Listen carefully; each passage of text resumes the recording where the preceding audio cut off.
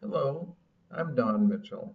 I'm pleased to have this opportunity to speak with you about Chapter 2, The Tradition Stall, as part of the 2000% Solution, the book that teaches you how to accomplish 20 times more with the same or less time, effort, and resources, either individually or through your organization or business. In looking at the tradition stall, you may be wondering what that is. Well, a stall is something that simply causes you to be less effective than you could potentially be. A tradition stall occurs when a habit has gone on for so long that everyone automatically does it, regardless of whether it serves any particular purpose in the current environment. As an example of a tradition stall, many families employ recipes and methods of preparing dishes for family occasions that require lengthy preparation and lots of oven time. Most of these recipes were developed in the era before there were microwave ovens. So, as a result, no one has considered how instead that the same dish could be prepared either faster or in fact more deliciously by using microwave processes, which would of course require making some adjustments in what is done. More significantly, as we look at organizations, we see that ways of behaving can become so ingrained that they are never questioned.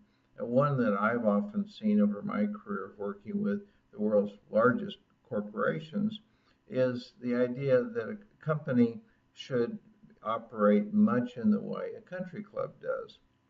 What I mean by that is that at a country club, it's important to always use good manners and to spend most of your time addressing light, trivial subjects in a pleasant way that encourages a good fellowship. If you do the same thing in a company and there are significant issues that need to be addressed, the result of doing so will be that you will instead never address these issues. And in fact, I have discovered that in a number of such country club type organizations. When I visit the senior executives as individuals and ask them about what the company should be doing, each one will tell me a list of the necessary changes. Yet they will be unaware that everyone else in the management team agrees that these are the things that need to be addressed. And as a result, they don't get addressed. In fact, in organizations that operate this way, there is no protocol, no proper method for raising a difficult issue and having it be resolved in a constructive way. So, in fact, one of my first challenges when I work with such a client is to teach them how to engage in a friendly way that they feel comfortable with when there's a tough issue that has to be addressed. And they're always amazed to discover that you can resolve disagreements and big challenges without screaming and yelling and doing the kinds of things that perhaps they've seen other people do in other organizations or perhaps even happen in their parents' homes when they were children. As we go forward, however, we don't want to just willy-nilly throw out every uh, tradition that has been going on in an organization because many of these traditions once served a purpose. And in fact, they may still serve an important purpose. In such cases, what we want to do instead is to amend, in other words, to change the tradition while keeping the beneficial parts. But there will be other circumstances where the tradition no longer serves any purpose.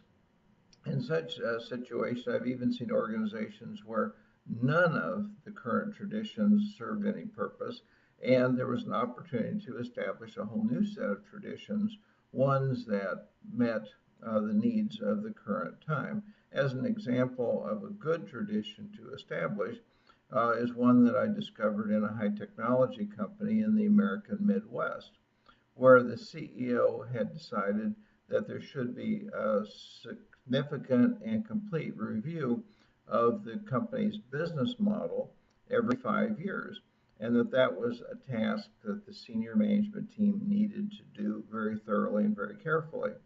Now, while I would recommend doing such a review more often than every 5 years, having such a tradition at all made this company much more successful than it would have otherwise been, given that in today's business environment, it's very valuable to change business models more frequently than most companies do. So, in fact, the current business model can instead become a tradition that may be long outmoded, much as buggy whips are outmoded in an era when few people, use horses to pull buggies.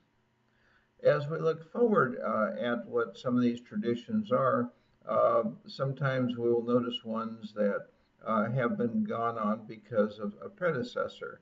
For example, there was a CFO whose prior CEO had asked him to spend the bulk of his time reviewing and improving the company's budgets each year, and he had done that faithfully. When a new CEO came in, the CFO didn't reconsider that direction, although he should have. With the encouragement of the 2000% solution, he did so, and in the course of having done that work, he realized that he could delegate almost all of this task and spend the same amount of time far more productively on special projects, doing new things that would create huge profits for the company. Perhaps you have similar opportunities to pass along some of your busy work to others who can perhaps do it as well or maybe even better than you can, while you can do the things that you do best that will be most valuable to your organization. As we look forward into the future on these things, I think we want to be open to really three dimensions. First of all, what are the traditions? What are the things that nobody ever considers? Second, of those traditions, which ones contain elements that are valuable, elements that can be built on? And third, which of these traditions should be eliminated and what should replace them? And so if you do this very, very thoroughly, you have an opportunity to create a momentum, a set of habits, and a way of thinking that will be highly constructive to making your organization more successful. In the same way that water seeks going downhill, which is why waterfalls are so beautiful, we want the instincts of people in our organizations to be similar in that they will do the right thing. An example that we talk about in the 2000% solution is a well-known hotel chain.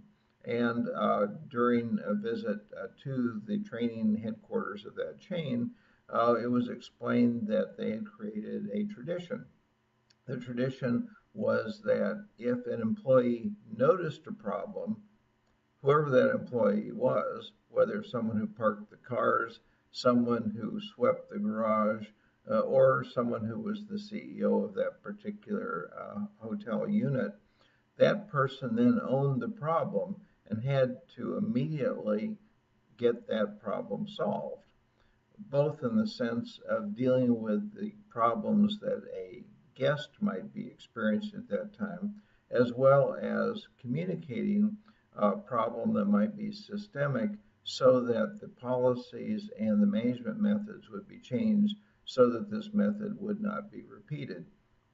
As you can imagine, such a tradition is then very powerful for improving customer satisfaction because customers have a great many more people who can help them, whereas in many organizations, the request for help has to go through several levels of management before anyone has the authority to make a change. And when that happens, of course, it means that customers have to wait, they get frustrated, and they feel that they've gotten poor service. In fact, all that's happened is they've run into an organization with a bad tradition.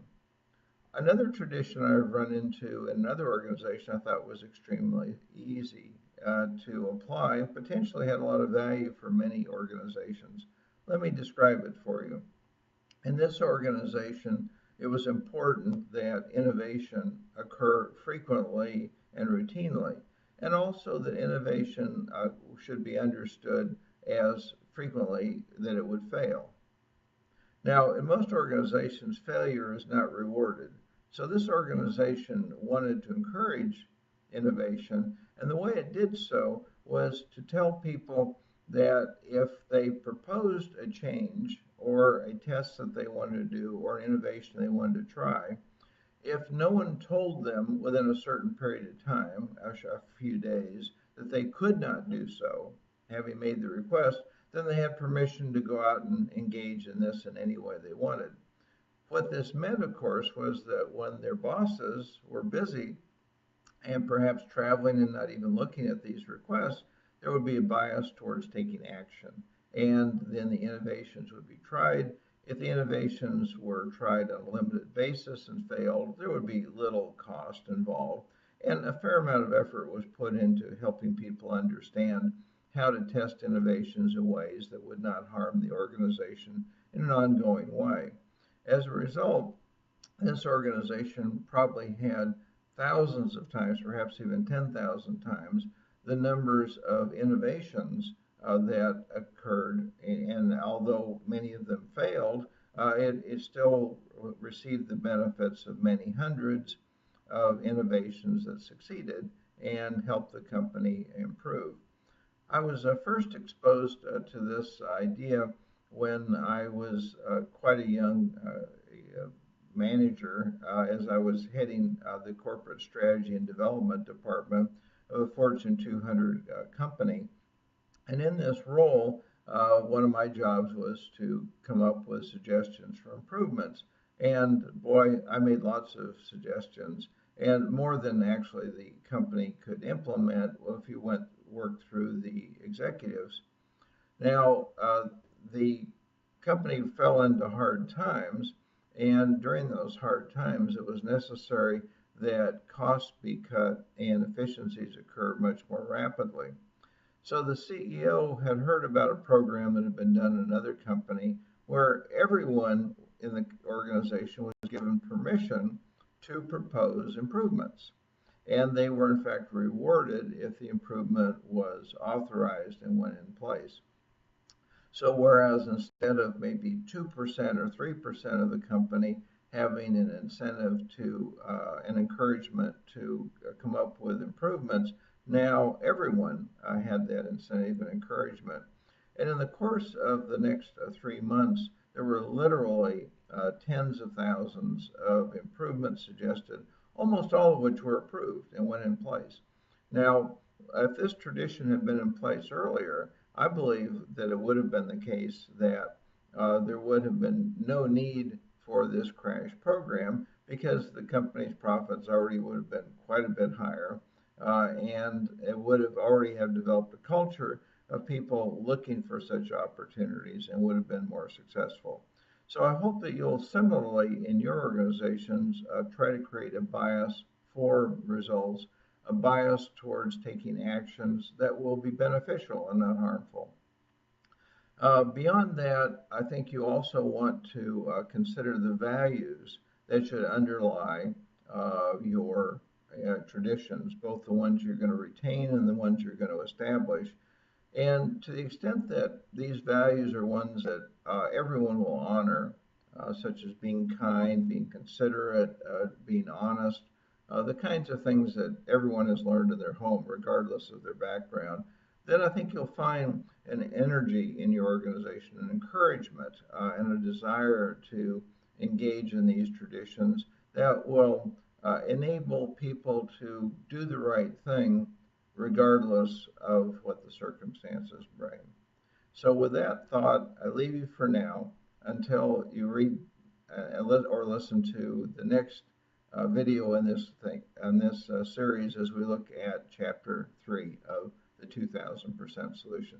So goodbye for now. Take care.